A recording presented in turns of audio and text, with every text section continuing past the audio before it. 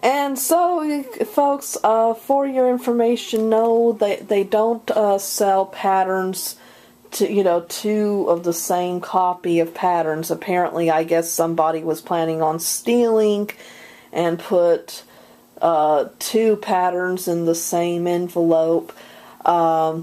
Then I don't know what happened. Maybe a store clerk was starting to nose around or something, or maybe, a lot of people go a few days before a sale and sometimes hide things and all that.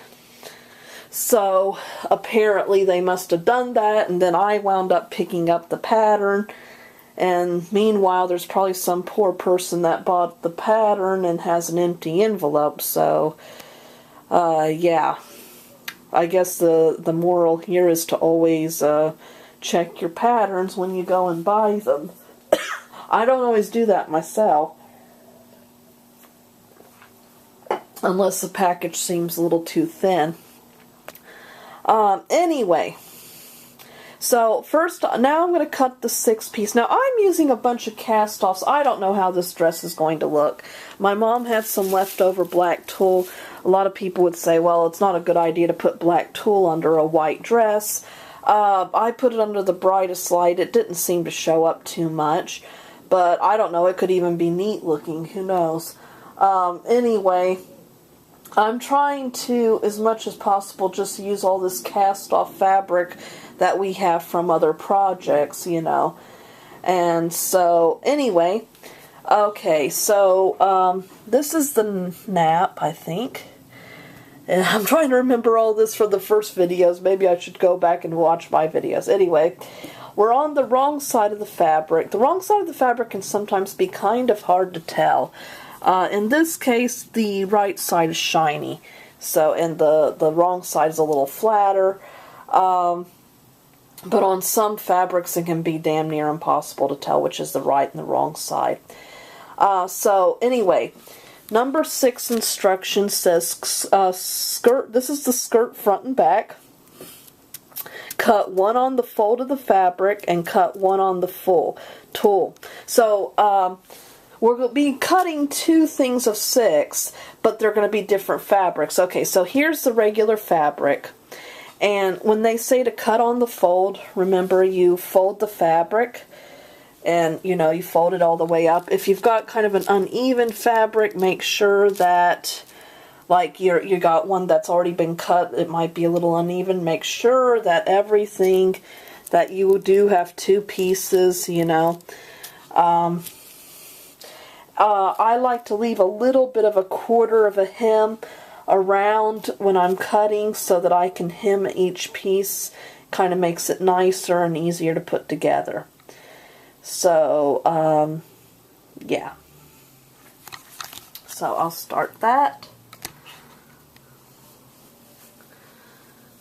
And it's good to have different scissors for cutting on fabric. Cutting fabric from cutting the paper for the pattern, Fortunately, my cloth scissors are just a little sharper, so this is not going to be quite as annoying. And if you're hearing some horrible singing in the background, that's my mom.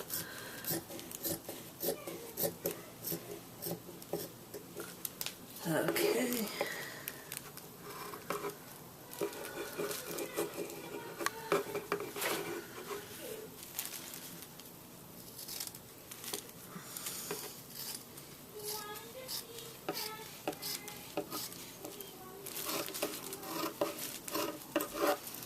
I don't really like putting too many pins down. Maybe it would have been practical to put a extra pin, though, in this area. I don't like using too many pins because it can, well, it's hard on the pattern and on the fabric. But sometimes, admittedly, and it's good to have them lay flat if they can. This one's a little crinkled.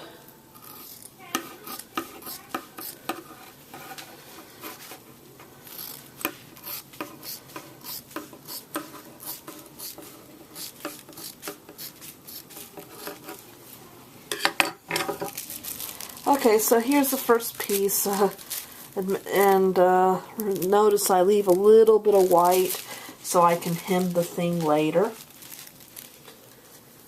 And that's number 6. Now I'm going to be cutting 6 to do the tulle. So I'll get back with you. I decided it would actually be easier to cut, just cut all my fabric parts out first. So number 10 instructs you to cut, this is for the bodice front and back, cut 1 of fabric, cut 1 of tulle, and cut 1 of contrast fabric. So we're working with the fabric right now.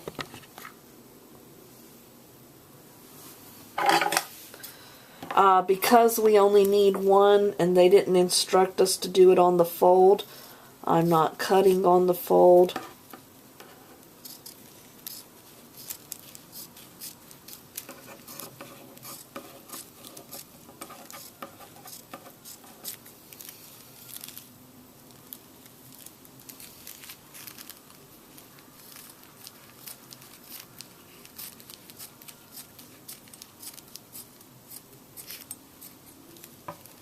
Okay.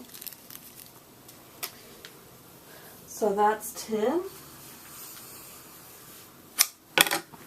For number 11, this is the midriff front, and because of that I'm assuming we're going to be using the fabric, even though they don't specify cut it on the fabric. We'll be cutting only 1 piece. It's not on the fold, so it's just going to be, this thing. Anyway, so now we're doing 12. Now 12, they say to cut 2. This is the midriff side front. Because of that, I have the feeling we're going to have to flip this pattern and cut out, flip it and cut out the opposite. So I'm pretty sure I'm going to have to do that, even though they don't actually specify in the sewing pattern to do that. But if this is only one side, then you need, I would think, it's opposite.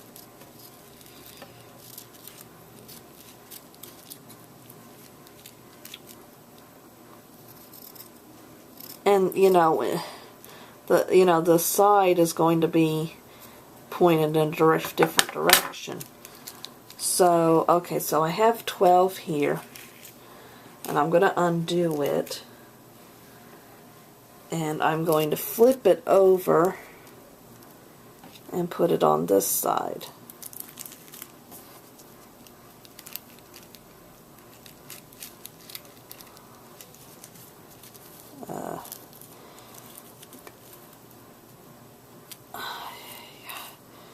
Flip it over with some difficulty.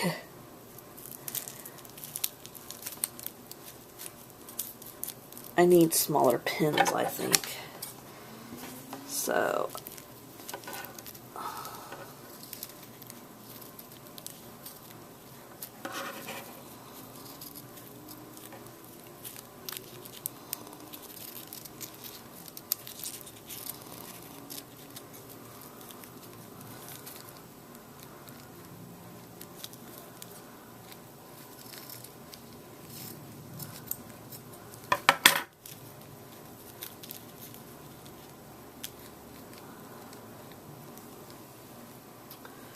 okay, so those are the 12s.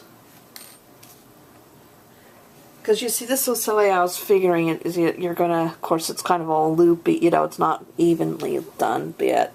But if there's sides, then I would think you would have to do it this way. So that they're, if you had 2 like that, then they would be like this. But so I was assuming you had to flip it so that it would kind of come together like this. Now, of course, it's not evenly cut at the moment. I'm going to have to hem it and make it all nice, but